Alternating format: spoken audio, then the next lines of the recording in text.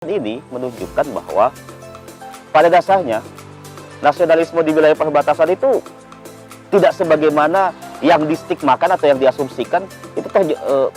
Nasionalisme di perbatasan pada dasarnya baik-baik saja, meskipun ada beberapa catatan-catatan yang mesti menjadi perhatian ya, bagi para pemangku kepentingan. Menerapkan standar nasionalisme di wilayah pusat untuk kemudian menerapkannya secara utuh di wilayah pinggiran atau di wilayah perbatasan tersebut, itu saja tentu saja tidak apple to apple. Misalnya kalau indikatornya adalah penggunaan mata uang rupiah. Nah, ini problem yang saya temukan di Kecamatan Sebatik Tengah.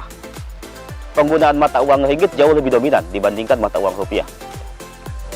Karena arus ekonomi itu lebih banyak ke Malaysia. Ekonomi yang sangat bersifat Malaysian oriented. Komoditi hasil bumi dijual ke Malaysia, dibeli dengan ringgit. Kebutuhan pokok dibeli di Malaysia juga dengan ringgit. Sehingga mata uang yang lebih banyak berputar secara ekonomi itu adalah mata uang ringgit.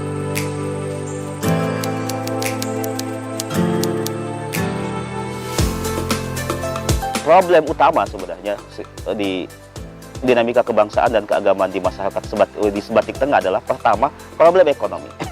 Negara mesti hadir ya, menyelesaikan persoalan ini. Ketika kedaulatan negara dalam bentuk ekonomi ingin dihadirkan, ya bagaimana upaya-upaya persuasif dan upaya-upaya aktif pemerintah untuk menggeser penggunaan dominan mata uang ringgit. Yang kedua, pasokan barang-barang pokok. Mesti ada affirmative action dari pemerintah, karena selama ini kenapa tidak ambil barang pokok dari wilayah Indonesia? Ya tentu saja karena harganya mahal. Sedangkan ke Malaysia itu harganya lebih murah, sehingga kebutuhan pokok itu lebih murah. Sehingga perlu ada affirmative action untuk penyediaan hal tersebut. Yang ketiga adalah supporting kepada lembaga-lembaga keagamaan, institusi-institusi keagamaan, sumber daya keagamaan di sana, untuk menjadi mediator, katalisator bagi bangkitnya dinamika kebangsaan masyarakat Sebatik. Karena kultur sejatinya masyarakat Sebatik, kita bayangkan sebagaimana kultur masyarakat Sulawesi Selatan yang sangat religius, yang sangat islamis. Sehingga pintu keagamaan dalam hal ini melalui lembaga pendidikan keagamaan baik formal maupun non formal itu menjadi sangat efektif untuk meningkatkan dinamika kebangsaan masyarakat Sebatik Tengah.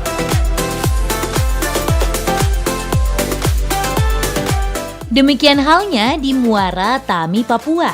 Temuan penelitian yang dilakukan Balitbang menunjukkan dinamika kebangsaan dan keagamaan di Muara Tami cukup baik.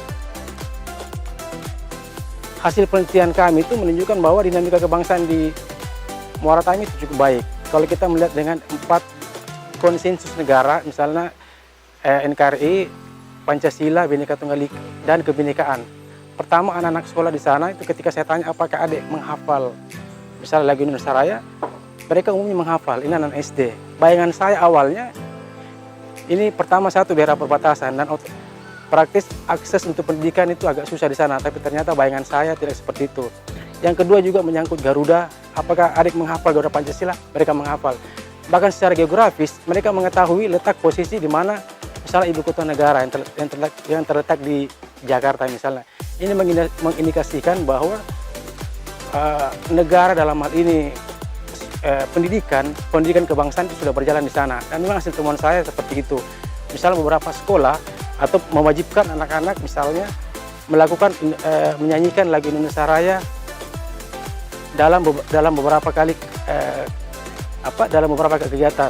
Kita menemukan narasi kebangsaan yang cukup kuat ya dari hasil-hasil riset kawan-kawan menunjukkan bahwa kecintaan orang-orang perbatasan terhadap negara bahkan mungkin menurut saya lebih tinggi ketimbang kita yang berada di tengah. Kenapa saya bilang begitu? Karena mereka godaannya untuk menyeberang ke negara lain itu cukup besar. Godaannya untuk menjadi warga negara khususnya di Sebatik cukup besar. Tapi bapak-bapak kita atau saudara-saudara kita yang di perbatasan ini lebih memilih untuk tetap sebagai bangsa Indonesia dengan berbagai kekurangannya, terutama di wilayah Sebatik yang saya sebutkan tadi. Nah, yang kedua yang saya temukan adalah relasi keagamaan yang cukup menarik. Di perbatasan itu, di perbatasan Papua misalnya, relasi antara umat Kristen, umat Islam, dari berbagai ideologi keagamaan dan aliran keagamaan berjalan dengan baik. Tidak pernah kita temukan friksi yang besar, memang ada beberapa kasus-kasus kecil tapi bisa diselesaikan. Tidak ada friksi yang besar antar komunitas agama yang menyebabkan jahitan kebangsaan kita bisa rusak gitu. Nah, saya sungguh mengapresiasi penelitian ini karena penelitian ini menjadi modal yang sangat kuat yang menunjukkan kepada negara bahwa nasionalisme kita, terutama di perbatasan dengan segala ujian yang terjadi, khususnya di Papua, punya dalam kondisi baik-baik saja dan menjadi modal yang kuat untuk membangun nasionalisme Indonesia ke depan. Terkait nasionalisme, kebangsaan, dan keagamaan di perbatasan negara, tim peneliti Balitbang Agama Makassar merekomendasikan 5 hal, yakni: yang pertama, kehadiran pemerintah pusat dan daerah dalam bentuk program penguatan kebangsaan melalui peningkatan kesejahteraan dan pelayanan publik. Yang kedua, memasukkan materi pembinaan kebangsaan pada materi penyuluhan agama oleh penyuluh Kementerian Agama.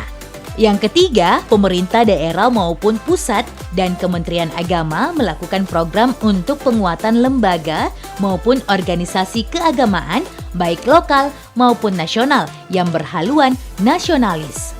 Yang keempat, penguatan dan supporting baik oleh pemerintah daerah dan pusat serta Kementerian Agama bagi sumber daya keagamaan yang giat melakukan pembinaan kebangsaan di perbatasan.